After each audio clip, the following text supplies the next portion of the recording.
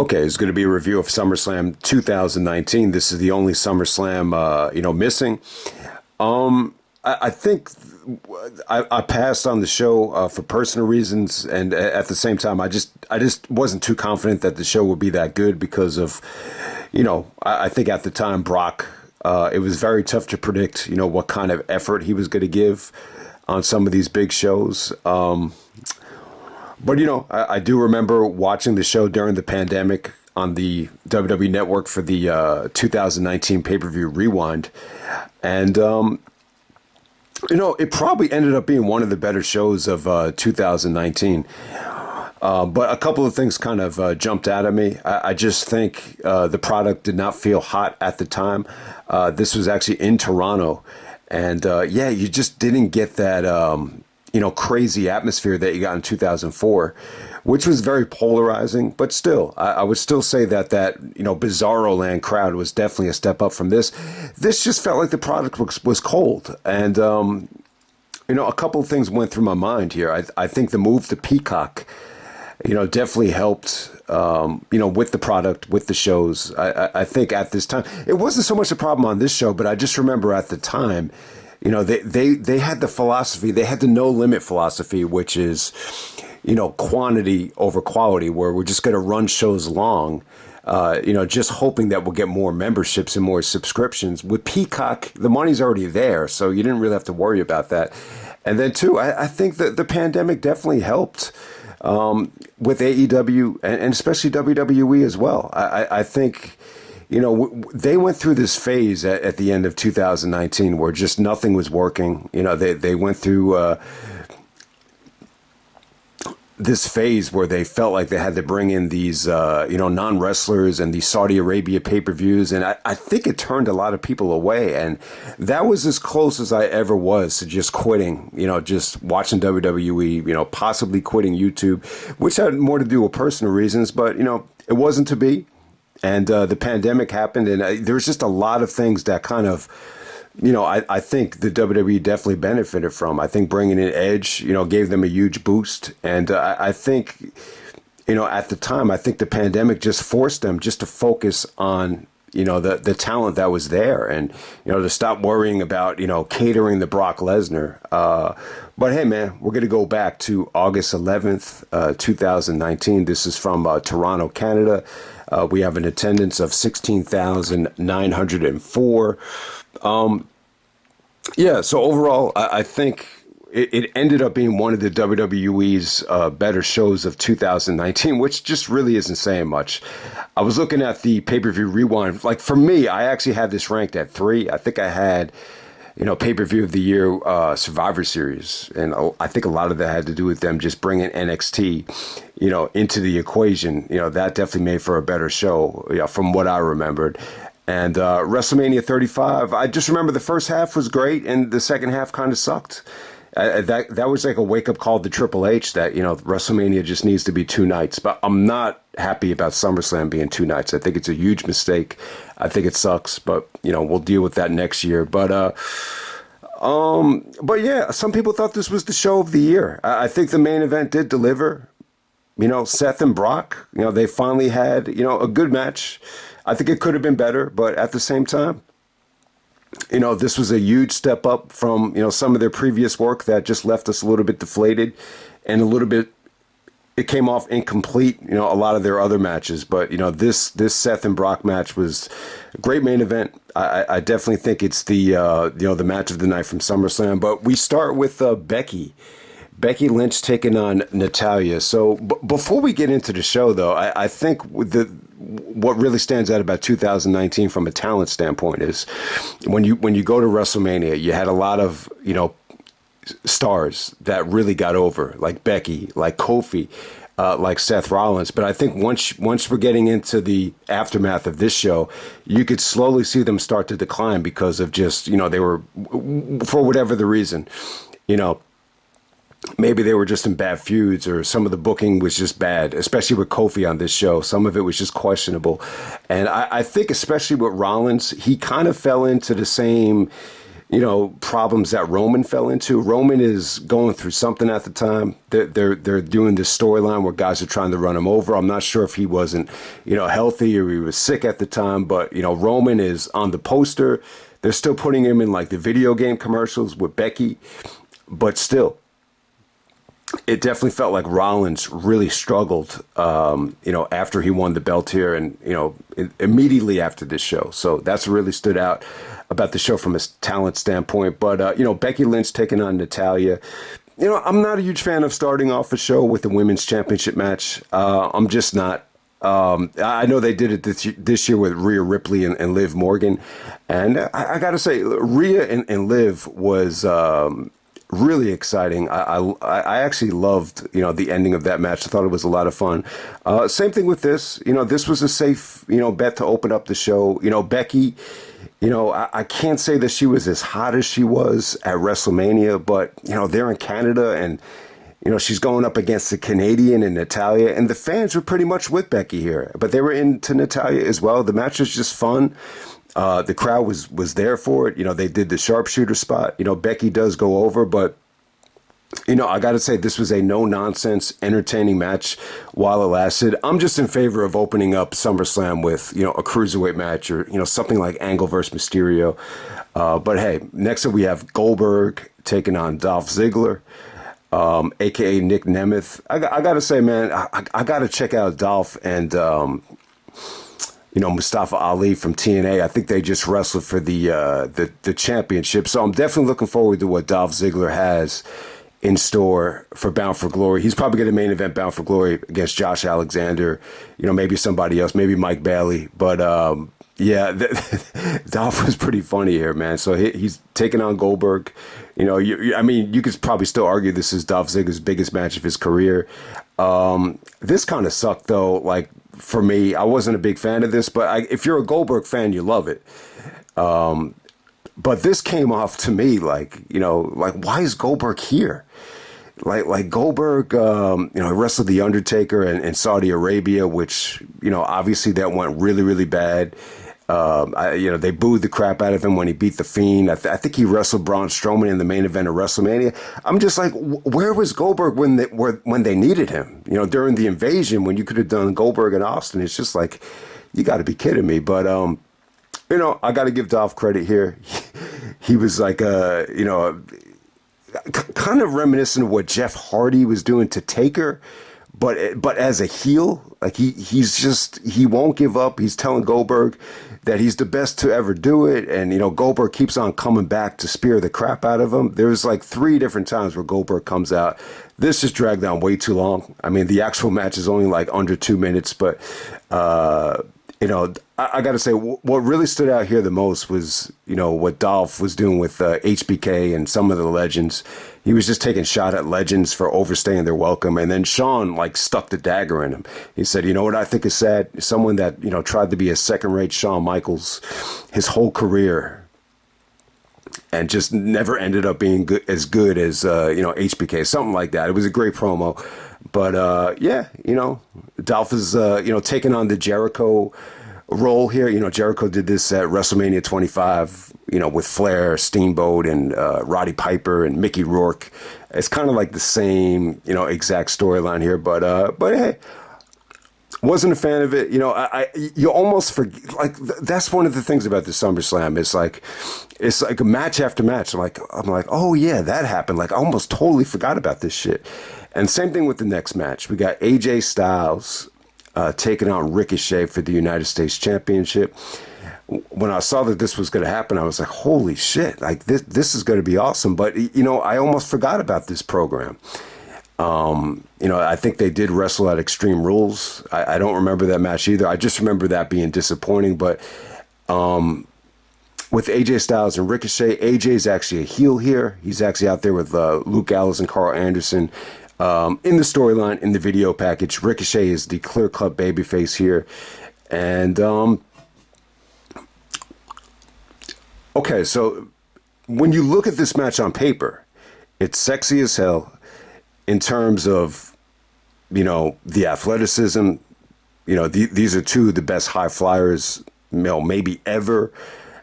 When you're talking about Ring of Honor and TNA, their best, most attractive, high flyer over the last, 10 to 15 years was AJ Styles. Ricochet never wrestled in Ring of Honor. I don't think he ever wrestled in TNA either. But, he really made a name for himself in PWG, Dragon Gate USA, and Chikara. AJ never really got the chance to wrestle for those promotions. A little bit in PWG, but just really not much. So it really is, the meeting between two of the best high flyers, on the indies, and they're finally meeting at SummerSlam. So it's a huge match. The actual match was kind of disappointing to me. I got to say, I think there's certain things about it that was really, really good.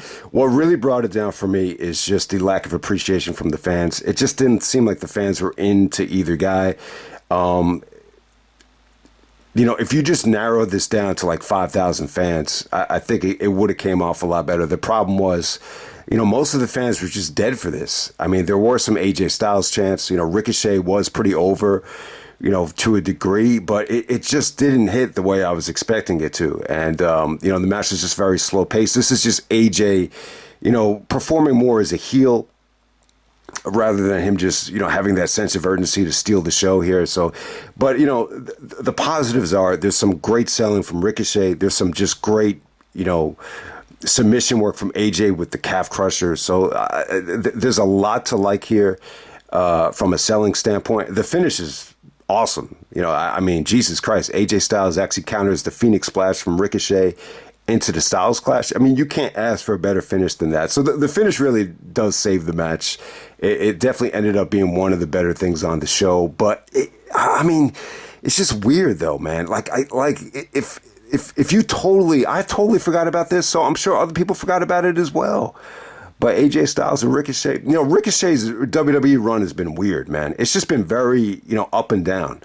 Like there's moments where it's just like, holy shit, Ricochet is the MVP of this Money in the Bank ladder match. And, he's had some great moments, but there's other times where you totally just forget about him. It's been very, very weird. But hey, at least they got it in. And it's actually a rematch from Extreme Rules. Next up, we have Bayley taking on Ember Moon. This is for the SmackDown Women's Championship. Very disappointing match. I actually thought that the work that they did here was fine. Bayley was actually in much better shape back then. This is very reminiscent of Bayley's like NXT physique, where she's got like a six-pack and she's just ripped and skinny. But at the same time, you could just feel it within the crowd. Bayley is nowhere near as over as she once was in NXT. I mean, there's a few like little girls in the crowd dressed up as Bayley, but it just wasn't what it was, in NXT. So with Ember Moon, this is Athena from Ring of Honor who's tearing it up right now. If it's a shame that most people probably aren't watching ROH, but whenever Athena is wrestling, on these big Ring of Honor shows, her matches have always delivered. But you almost forget that Ember Moon, made it up to the main roster. Like I thought she just made it to NXT, and she ended up getting released, and I thought that's how it played out. But the work was good. They wrestled about 10 minutes. I think everything about the match was fine. I thought it was really, really good. The problem is that the fans just didn't care about it. It got the coldest response of the night. There's no doubt about that. Bayley does go over, but this was just a sign that Bayley needed to turn heel. I remember once they got on Fox, Bayley did turn heel. I remember because they actually promoted it on the NFL games. Fox is paying so much money for this SmackDown deal that they were actually telling the analysts to promote SmackDown. And this is one guy had to actually talk about the Bayley heel turn. So that's why I remembered, Bayley turning heel, once they did get to Fox, which was, when you watch this match, it was definitely much needed. Next up, we had Kevin Owens taking on Shane McMahon. If Kevin Owens loses, he would have to quit the WWE. Elias is a special guest enforcer. The Elias stuff, killed this match. They brought out Elias like it was going to be this big special guest, and it just got a flat response. I mean, no pop, no heat. I hate to say it, but I just, Elias was just one of these guys on the roster that I just had no connection with. But But hey, man, I like Kevin Owens and Shane. I think if this had been a street fight and this had gotten, a better platform, I think it could have been awesome, man. I think this could have been one of Shane's best matches. And you're hearing rumblings now about how Shane is, meeting with Tony Khan and going to AEW. I don't know. Does Shane really have a lot left in the tank? I mean, he's just getting old, man. But if they're going to have him be like it would just be cool from a historical standpoint to see Shane in AEW. And Shane is the total opposite of Vince. Like, he's younger, he's hip, he has a lot of good ideas. That whole thing with him, pushing for ECW to come back as an internet exclusive show. I think he definitely did have some good ideas in retrospect. But, at this time, it kind of felt like Shane overstayed his welcome. Like, the fan, and even I was like really surprised at how the fans gravitated towards him when he came back and, had the Hell in a Cell match with Undertaker. Like, I was really, really surprised at how over Shane was, considering he had been gone for like a whole decade. Almost, right? But at this time, like, some of the fans turned on him. I think he's a heel here. He was almost like a general manager of SmackDown after Daniel Bryan came back. But this just didn't hit the mark for me. I think it was fun. I think it had some good things about it. I love the dynamic between Kevin and Shane on the mic because, Kevin is just, such a student of WWE. You almost get the feeling that he knows like everything about Shane's career from, the debut at Survivor Series 98 where he screwed Austin to everything that happened with Taker. Kevin really, I think this came across like Kevin knew the ins and outs of Shane. But yeah, the match was fun. I think the Elias stuff definitely held it back, but there were some good breakups. There were some times where, Elias, saved Shane from Kevin Owens' frog splash. And, Shane actually got some you can't wrestle chants, which is ridiculous because I think Shane is a good wrestler. I really think he is. Even if you take away the street fight stuff, Shane was doing some really good knee strikes here.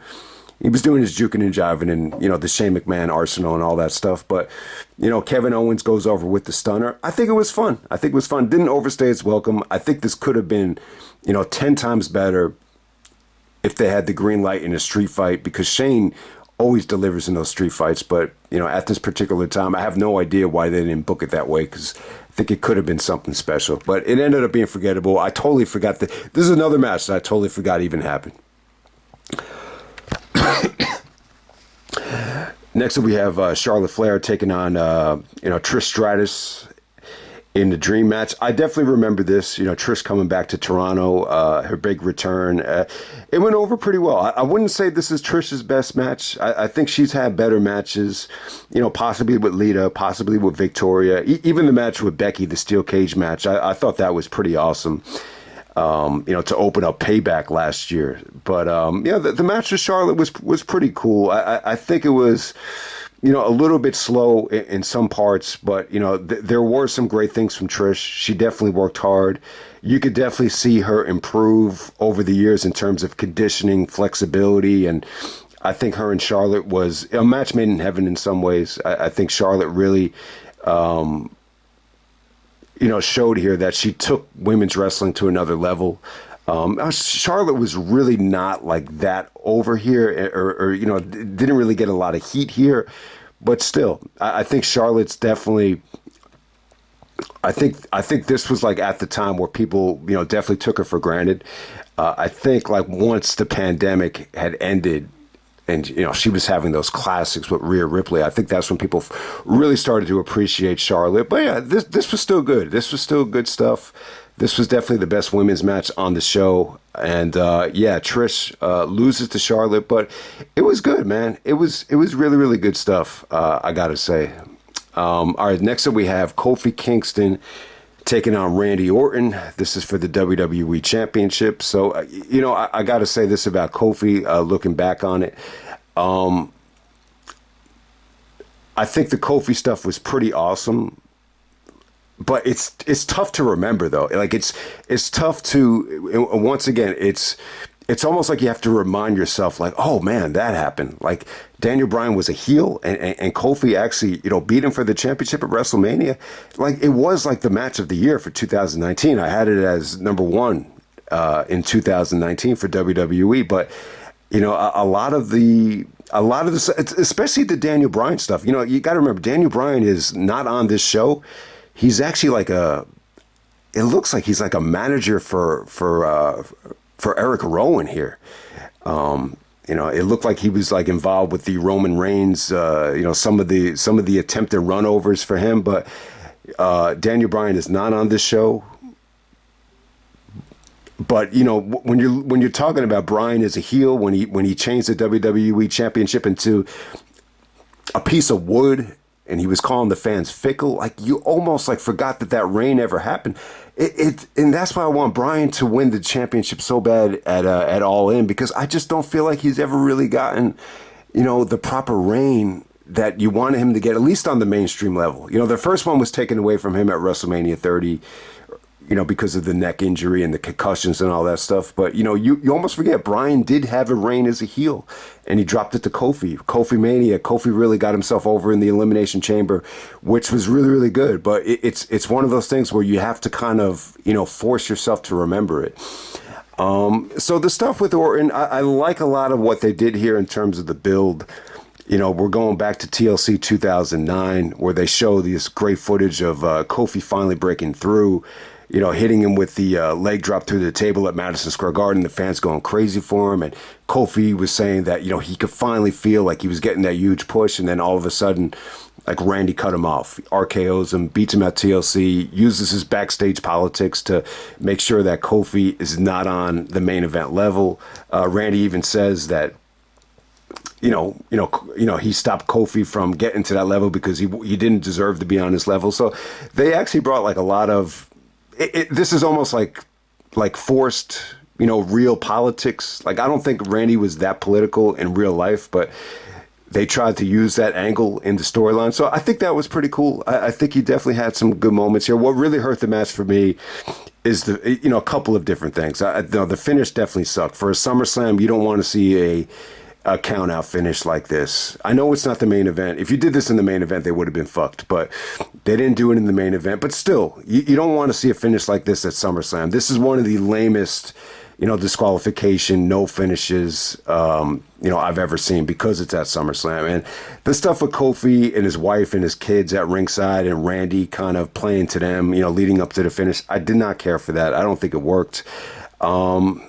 Randy was a little bit boring as shit in the beginning of this match. Randy has the ability to be very, very methodical and just very, very safe and very simple. And that's how the match kind of started out. As the match progressed, though, they turned things around and it really got interesting. They did some great stuff. The highlight to me, this ended up leading to the finish, but it was still pretty fucking cool. Kofi goes for a crossbody.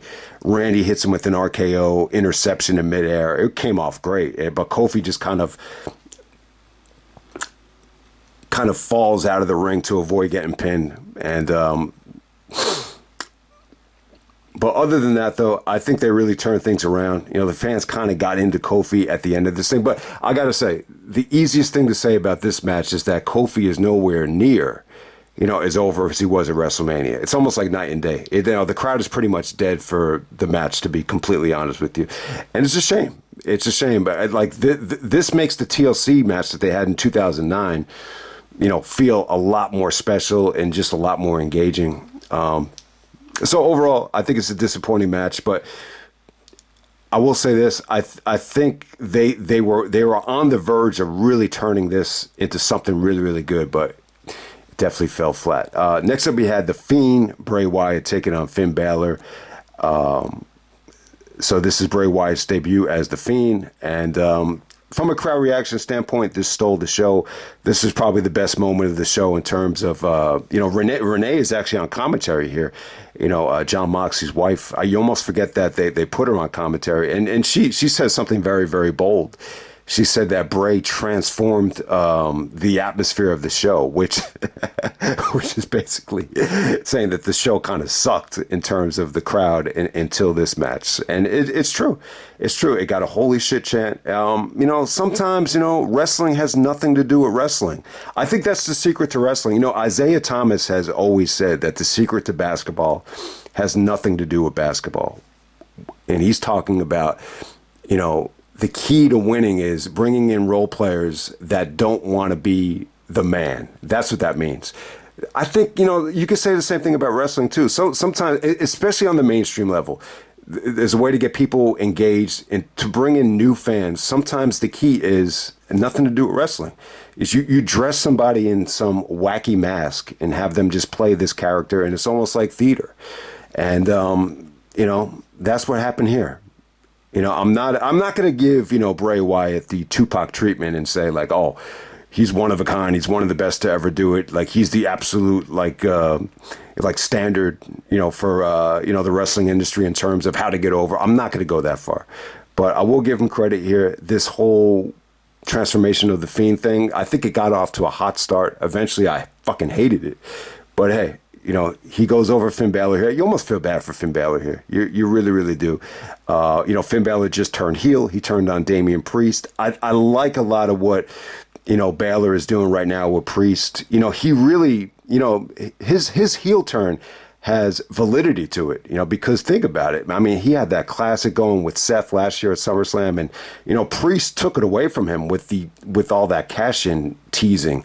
And so I like where Finn Balor is headed right now. I guess he's still in the Judgment Day. It's just Priest and Rhea Ripley have broken away from the Judgment Day. But, it's a shame. Bray goes over Finn Balor here in somewhat of a squash match. But it's definitely the highlight of the show in terms of a crowd reaction. And then the main event for the WWE Universal Championship, we got Brock Lesnar as the Universal Champion, taking on Seth Rollins. So if you don't remember, Paul Heyman is still with Brock at this time. This is like one of the last times I think Heyman was with Brock, to be honest with you. But okay, so the build up here was pretty cool. I wasn't a fan of what they were doing with Brock in 2019. This really turned me off from Brock. The Money in the Bank thing was kind of funny. So Brock wasn't even in the Money in the Bank match, and then they have him come out and just, win it at the last second, kind of lazy booking. But it was pretty funny how he used the Money in the Bank as like a boombox. I thought that was fun. I didn't know Brock had that in him. And then, the worst thing that Brock did in 2019 that really turned me off. And I swear to God, I was like a millisecond away from just quitting WWE as a whole. I think True Slayer and a lot of other people felt the same way with, the Saudi Arabia stuff and this Fox deal. Just how Brock took it from Kofi in a squash. That really left me deflated. I know Kofi's reign wasn't great, but come on, did you really have to, have Brock squash him? To me, like that's why I'm so glad this Fox deal is coming to an end. But hey, I just want to say this about Brock, and there might be a surprise Brock video coming. I mean, let me ask everybody this now: do you miss Brock Lesnar? It's been a whole year since you've seen Brock. He had that really, really good match with Cody at SummerSlam. I still think they stole the show last year at SummerSlam. But does anybody miss Brock? I don't know. You haven't really heard much about him. There were allegations against him. How heavily involved was he with the Vince stuff? Who knows? I really don't care. But it doesn't seem like Brock is coming back anytime soon. And I went through this phase, especially like in 2005. Like I missed the hell out of Brock. Like going back to Great American Bash 05, someone even had a sign in that show that said, "We want Lesnar." That was when I missed Brock the most. But at this point, I just felt like he overstayed his welcome. I just hated this. The way they were using him, it felt like it went on way too long. Brock is a part-timer where they're kind of catering to him. They're giving him anything he wanted. But sometimes, this part-timer thing where you're not part of the roster, I think it definitely works against I think it worked against Brock. I think it worked against the company. There are times where I feel like, when you look at some of the best that have ever done it, like they're fully invested in every form and fashion of the business, like Bret Hart or, Shawn Michaels or Austin in '98. They're there for the whole ride. And you don't get that whole experience when you're just coming in and out like it's a job. If anything, let me just use a quick analogy. I would compare this to, I talked about it before, being in elementary school. Those kids become like family to you. Like you're so connected with them. They'll never forget you. Because you spend so much time together. But when you go to like community college, I went to community college for a couple years before I transferred in. It was just, you just don't remember those people. Like, if you try to reconnect with any of them, there's a good chance they're not going to remember you because it's so in and out. A lot of those kids, they come to class, they go to work, they go, go get something to eat, they, go play on the team. It's so in and out. There's no camaraderie. There's no chance to build any relationships. It was very difficult to ask girls out in community college. It was because there's just no interaction with anybody. And I kind of felt like the same way about Brock at this time. I just felt like he's disconnected from, the locker room or disconnected from the product. And it's just very, very, and I just don't think it translates well with the fan base either. And so you have that going on there. But, back to this match right here. Brock actually cashes in on Seth at Extreme Rules. I think Seth had just teamed with Becky and, after the show was over, Brock came out and, cashed in on Seth Rollins. And we're off to the races. We're building up Brock and Rollins. Seth is just taking a beating from Brock, leading up to the show. He's, getting punished. His ribs are all taped up. So I think they did a good job building it up. So when I'm looking back at the history of Seth and Brock, they wrestled a lot of disappointing matches. They were in that classic triple threat with Cena at the Rumble where you saw their amazing chemistry. So I always thought they had a classic in them. Battleground 2015 was a miserable experience, trying to watch on the laptop. I don't even want to think about that. But, even if you were able to get through the whole show, Brock and Rollins did not deliver. They had I think it was a DQ finish just to set up Brock and Taker at SummerSlam. So that was disappointing. And then when you get to WrestleMania 35 in 2019, they actually open up WrestleMania, which, felt like it was going to be an explosion. And then it just ended up being a squash. Seth is able to defeat Brock very, very quickly. And it's just not, it was cool to see Rollins win. It was a great moment and everything, but it's just not the classic that they had in them. Here, they were finally able to have a great match. I wouldn't say it was a classic or anything like that. I wouldn't say this is going to end up being one of the best SummerSlam matches of all time. It might crack the top 50. It definitely might be in the top, 35 or whatever. But, they finally were able to do the thing. But I say to myself, Brock is a little bit overweight here. He's definitely deteriorating. Rollins has definitely lost some steam in terms of popularity. The fans are actually booing him, backstage. But, Brett kind of gives him a, thumbs up and kind of tries to give him like a prep talk. And maybe that helped a little bit. But, it definitely felt like some of the negativity of, being in that spot that Roman was in, kind of, fell on Rollins' lap. And it's funny, even when Rollins comes out, he hears the mixed reaction from the crowd and he starts nodding, I understand it. It's not really my fault. It's because of the company. It's because of the booking. And this is not where it really, fell to rock bottom. It was at Hell in a Cell. And there was just a miserable experience there with Vince and Bray Wyatt that I just remember went really, really bad. But yeah, this is a great experience for Rollins. I think him and Brock definitely did deliver. I think they had a sprint of a match. It went a little bit over 10 minutes. It didn't go too long, but it was still very, very satisfying. There wasn't one dull moment in it. There were some great counters to the F5. There were some great super kicks. This really felt like, if Brock had met HBK, this is what it felt like that could have been like. This is, after Rollins had the knee injury. This is after Brock, totally started falling apart physically. I just think Brock looked bad for a lot of these shows. Not necessarily here, but, you could definitely see Brock, deteriorate in terms of, body fat and lack of mobility. But it didn't really affect this match that much. They still had a really, really good match, a good sprint. There was just some brutal stuff. Brock looked like he was going to, destroy Rollins. And then Rollins, had a great comeback here. He curb stomped the crap out of Brock.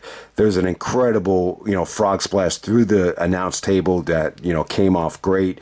And, you had some great stuff. You had some great kickouts out of the F5. You had some great transitions into the curb stomp. That's the move that Seth was using. And just the way Seth was able to land on his feet from some of the Germans and some of the super kicks, it just really reminded me of, what could have been if Brock took on, Shawn Michaels. I think that could have been a classic too. But, those two just never met, it just never aligned properly because of age and, because of the brand extension. But hey, man, Seth and Lesnar, this is definitely their best match. I mean, their best work together is in that triple threat at the Royal Rumble with Cena. I still think that's one of the best triple threat matches ever. But this is really the only time where, Brock gave a full effort, like in an actual match, and ended up being great. I think there's a backstory too of, like Brock finally, gave Seth the stamp of approval, and Seth was just really, really happy. He actually gave Brock like a 6-pack of beer, or he got him like a whole bunch of I mean, it's as simple as that. He just bought, like, the 6-pack was on him, or the beers were on him that night, and they had a great moment, and it was a great match. And Rollins have finally earned Brock Lesnar's respect. So that's the important thing. Ended up being the match of the night. Very satisfying main event. So yeah, a pretty good SummerSlam, I think, considering how lackluster of a year this was. I just think when you look back at 2019, like for me, I still really hadn't gotten into AEW yet. I think this part of the WWE, especially going into the fall with what they're doing with part-timers and the Fox deal, like this was like the, some of the worst times I think ever for the company. But I think the pandemic helped the industry, no matter how you look at it. The pandemic was definitely a time where you could really, really get back into it. You could really get to know the talent. And then after it ended, you just had these great moments, whether it be All Out 2021. I think that's when AEW peaked. And, AEW has been strong since then. I know they've gone through some ups and downs, but, they've definitely changed the industry for the better, no matter how you look at it. And then I think with WWE, like, there's just been so many great changes that have happened over the last couple of years since the pandemic. And, I think you got, you definitely got like the benefits of that, especially when you get to like WrestleMania 39. I think that's when the WWE, definitely, peaked in a good way, since then. So we'll just end it right there, man. That's SummerSlam 2019. 5 years ago. I mean, the show has not aged well for me. I have like no nostalgia of the show at all. A lot of it just has to do with passing on it. But 5 years. I mean, how does it feel to you? I would say that it's pretty forgettable, but it's a pretty good card though for that time. I think it's a solid card. Featuring just a lot of forgettable matches, but matches that actually look really, really good on paper. It's kind of a weird way to describe it, but that's how I would describe it.